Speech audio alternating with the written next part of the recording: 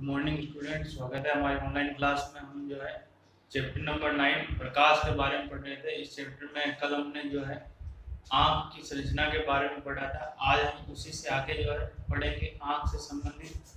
कि हमने कल पढ़ा था कि आँख की जो संरचना है, आँख इस तरीके से गोलाकार भाग है। ये सबसे बाहर की परत है श्वेत पटल, और श्वेत पटल का आगे का उभरा हुआ भाग ये कॉर्निया कहलाता है। इसके नीचे यहाँ पर दूसरी परत है जिसको रक्त पटल कहा जाता है। ये दूसरी परत रक्त पटल, और इसी के नीचे यहाँ पर तीसरी परत होती है जिसको दृष्टि पटल या रेटिना कहा जाता है। दृष्टि पटल या रेटिना कहा जाता है, और यहीं से ही यहाँ पर दृक तंत्रिकाएं निकली रहती है। यहाँ पर ये दृक तंत्रिकाएं निकली रहती है।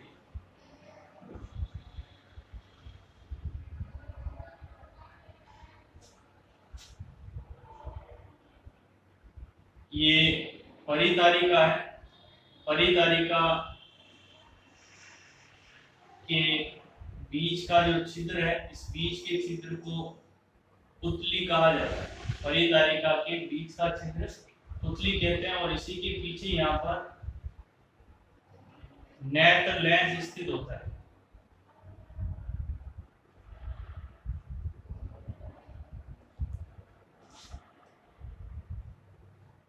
ये यहाँ पे नेत्र लेंस है।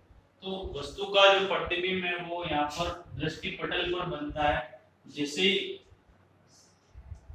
यहाँ से कॉर्निया से होती हुई प्रकाश किरणें अंदर प्रवेश करती है यहाँ से, और लेंस से होकर ये प्रकाश किरणें अंदर जाएगी, और यहाँ पर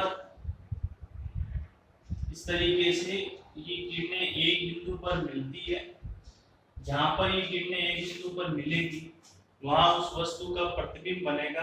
हमने कल पढ़ा था कि नेत्र लेंस जो है वस्तु का वास्तविक उल्टा और छोटा प्रतिबिंब दृष्टि पटल पर बनाता है। तो वस्तु का जो प्रतिबिंब है वो दृष्टि पटल पर बनता है। फिर यहाँ पर जो प्रतिबिंब बनता है उस प्रतिबिंब की जो सूचना है वो दृक तंत्रिकाओं द्वारा मस्तिष्क तक पहुंचती है, और हमें वो वस्तु नजर आती है। ठीक है, तो ये जो है इसकी कार्य की है। फिर इसके बाद में आगे हम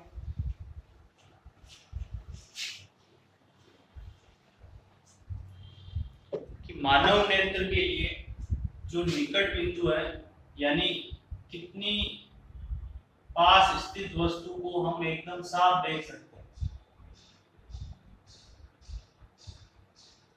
निकट बिंदु और दूर बिंदु। निकट बिंदु का मतलब ये है कि हम आंख की कितने पास में कोई वस्तु है तो उसको एकदम साफ देख सकते हैं।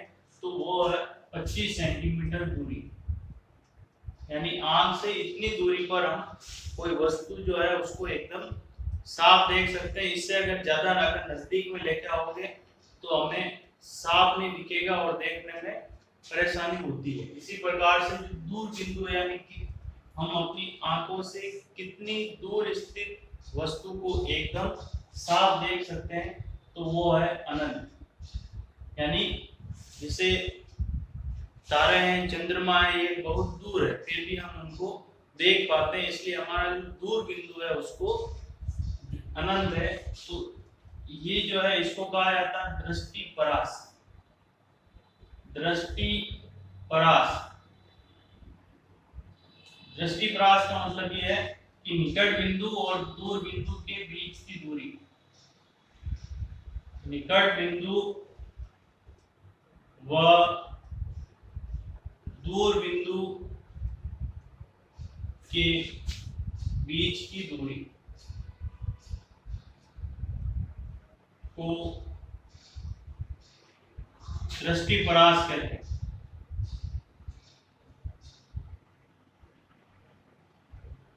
निकट बिंदु व दूर बिंदु के बीच की दूरी को दृष्टि परास कहा जाता है। फिर इसके पश्चात आगे का जो टॉपिक है वो है नेत्र की समंजन क्षमता। नेत्र की समंजन क्षमता।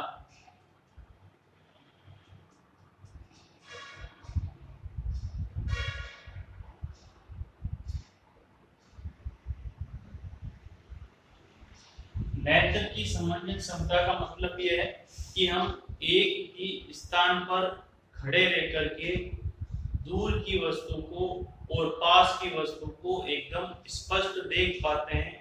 ऐसा इसलिए होता है कि हमारा जो लेंस है, लेंस जो है मांसपेशियों द्वारा एक जगह पर टिका हुआ होता है। उन मांसपेशियों में संकुचन की सहायता से हम दूर की वस्तु को और पास की वस्तु को जो है एक साथ या एक ही जगह पर खड़े होकर के स्पष्ट देख सकते हैं। ऐसा लेंस में जो है उसकी फोकस दूरी में अपने आप परिवर्तन करने की क्षमता होती है। उस क्षमता को समंजन क्षमता कहा जाता है। तो जो समंजन क्षमता है इसकी परिभाषा यह है कि नेत्र लेंस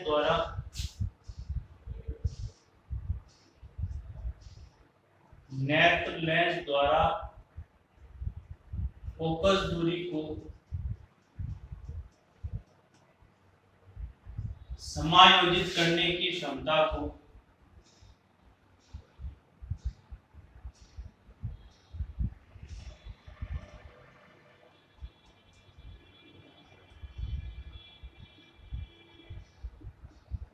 नेत्र की समंजन क्षमता कहते हैं।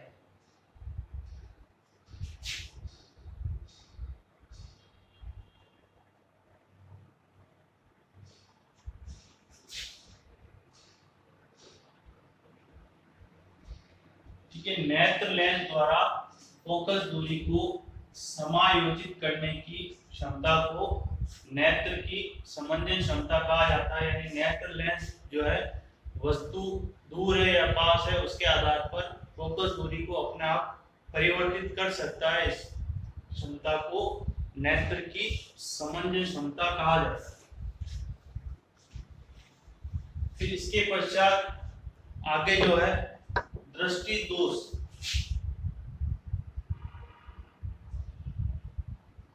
दृष्टि दोष का मतलब यह है कि नेत्र में देखने से संबंधित जो परेशानियां हैं उनको दृष्टि दोष कहा जाता है। तो सबसे पहले निकट दृष्टि दोष।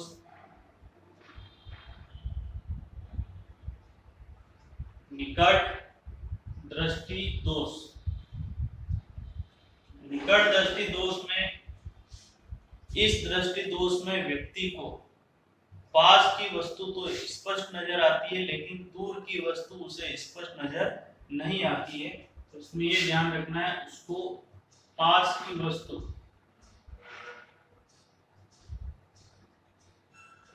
स्पष्ट नजर आती,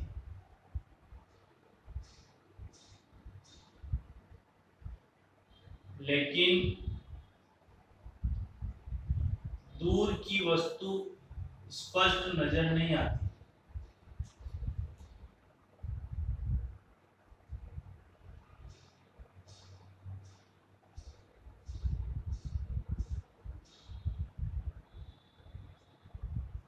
निकट दृष्टि दोष में व्यक्ति को पास की वस्तु स्पष्ट नजर आती है लेकिन दूर की वस्तु जो है स्पष्ट दिखाई नहीं देती है। इस स्थिति में वस्तु का जो प्रतिबिंब है, वस्तु का प्रतिबिंब यानी जो दूर स्थित वस्तु है, दूर स्थित वस्तु का प्रतिबिंब रेटिना से पहले बन जाता है। रेटिना से पहले बन जाता है और इस दोष को दूर करने के लिए, इसकी जो कमी है इसको ठीक करने के लिए उचित क्षमता का अवतल लेंस प्रयोग में लिया जाता है।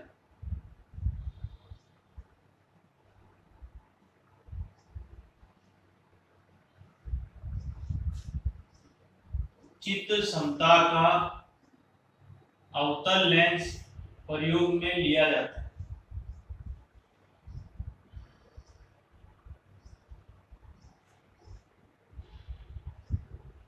तो यहाँ पर जो है जैसे ये नेत्र है और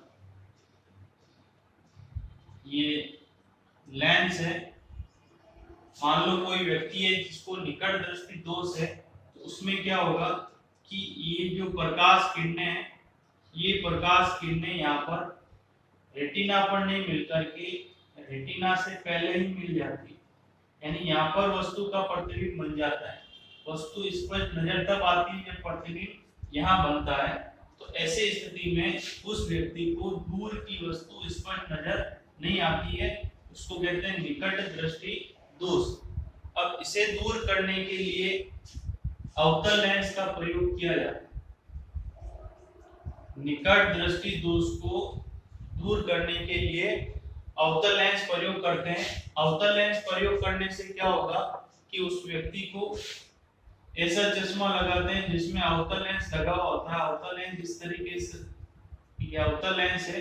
अवतल लेंस प्रकाश किरणों को फैला देता है, इस प्रकार से प्रकाश किरणों को फैला देगा और ये प्रकाश किरणें इस तरीके से अब जो है प्रतिबिंब सही रेटिना पर बनने लग जाता है और वो वस्तु, उसको दूर की वस्तु स्पष्ट नजर आने लगती है। तो यहाँ पर जो है निकट दृष्टि दोष में दूर की वस्तु स्पष्ट नजर नहीं आती है, प्रतिबिंब रेटिना से पहले बन जाता है और उसे दूर करने के लिए अवतल लेंस का प्रयोग किया जाता है। फिर इसके पश्चात दूसरा जो है निकट दृष्टि दोष।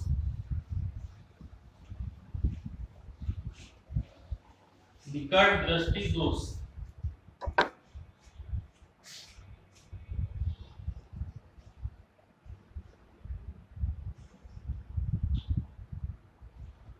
दूर दृष्टि दोष। अभी हमने निकट दृष्टि दोष पढ़ा था, फिर है दूर दृष्टि दोष। इसमें दूर की वस्तु स्पष्ट नजर आती है, दूर की वस्तु स्पष्ट दिखाई देगी, लेकिन पास की जो वस्तु है, नजदीक की वस्तु स्पष्ट दिखाई नहीं देती। तो दूर दृष्टि दोष में पास की वस्तु साफ नजर नहीं आती है। ऐसा इसलिए होता है कि पास की जो वस्तु है, पास स्थित वस्तु का प्रतिबिंब, पास में स्थित वस्तु का प्रतिबिंब रेटिना पर नहीं बनकर रेटिना के पीछे बनता है। रेटिना के पीछे बनता है। इसे दूर करने के लिए, इसके निवारण के लिए, इसके निवारण के लिए उचित क्षमता का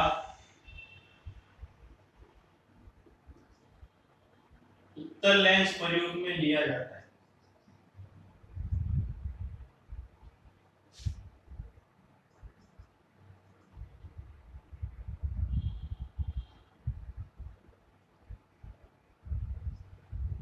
तो ये जो है दूर दृष्टि दोष है। दूर दृष्टि दोष में दूर की वस्तु तो साफ नजर आएगी, लेकिन पास की वस्तु जो है स्पष्ट नजर नहीं आती है।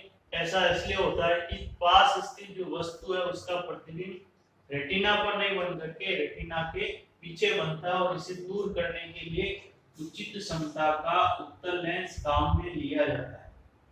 उचित क्षमता का उत्तल लेंस काम में लेते हैं। तो इस स्थिति में यहाँ पर कि यहाँ से इस प्रकार से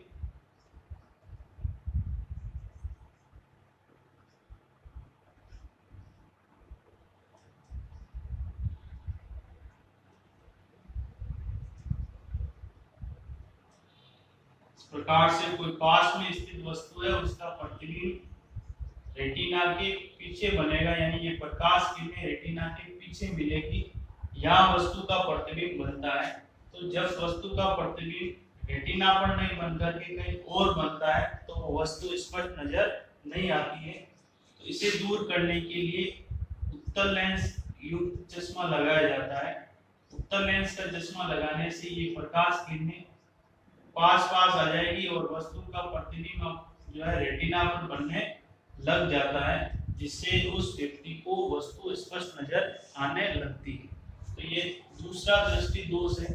फिर इसके पश्चात तीसरा दृष्टि दोष जरा दृष्टि दोष।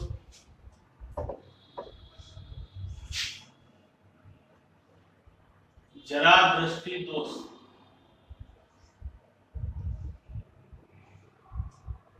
जरा दृष्टि दोष का मतलब है कि व्यक्ति की जैसे जैसे उम्र बढ़ती है, उम्र बढ़ने पर जो है दोनों प्रकार के दोष उत्पन्न हो जाते हैं। उसको दूर का दिखाई देना भी कम हो जाता है और पास का दिखाई देना भी कम हो जाता है। उस स्थिति को जरा दृष्टि दोष कहा जाता है। और जरा दृष्टि दोष को दूर करने के लिए व्यक्ति को ऐसा चश्मा लगाया जाता है जिसमें दोनों लेंस लगे हुए होते हैं, उत्तल लेंस और अवतल लेंस। उसको द्विफोकसी लेंस कहा जाता है।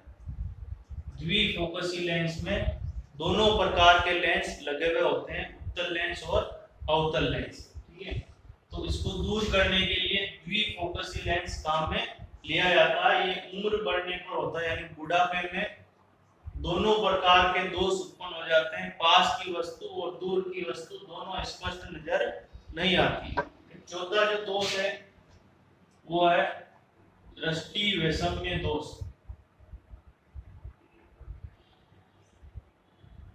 दृष्टि वैषम्य दोष। दृष्टि वैषम्य दोष, इस दोष में व्यक्ति को जो है लाइनें स्पष्ट नजर नहीं आती, क्षैतिज व ऊर्ध्वाधर रेखाएं स्पष्ट नजर नहीं आती।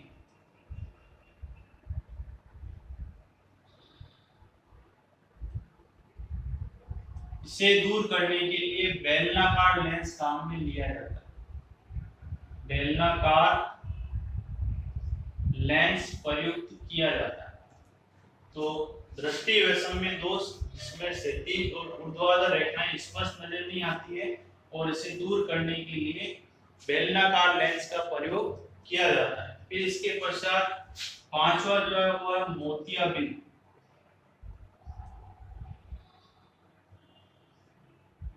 मोतियाबिंद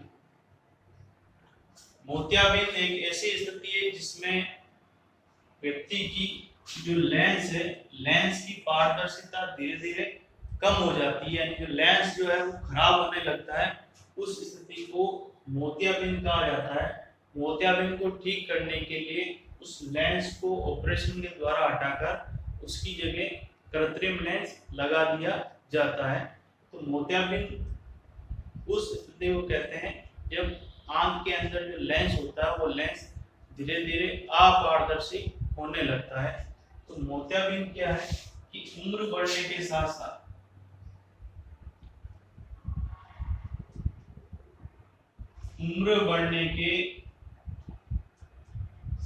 साथ नेत्र लेंस की पारदर्शिता कम होने लगती है।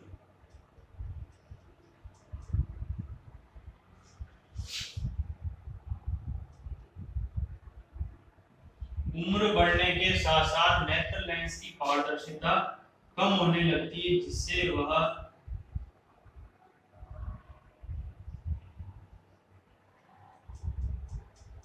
प्रकाश किरणों का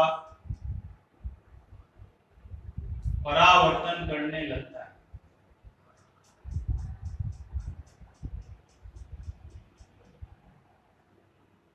इस स्थिति को मोतियाबिंद कहा जाता है। उस व्यक्ति को वस्तुएं नजर नहीं आती क्योंकि लेंस जो है वो खराब हो जाता है, लेंस की पारदर्शिता कम हो जाती है और वो प्रकाश किरणों का परावर्तन करने लग जाता है। प्रकाश किरणें आंख के अंदर नहीं जाती है, उससे टकराकर वापस बाहर आ जाती है।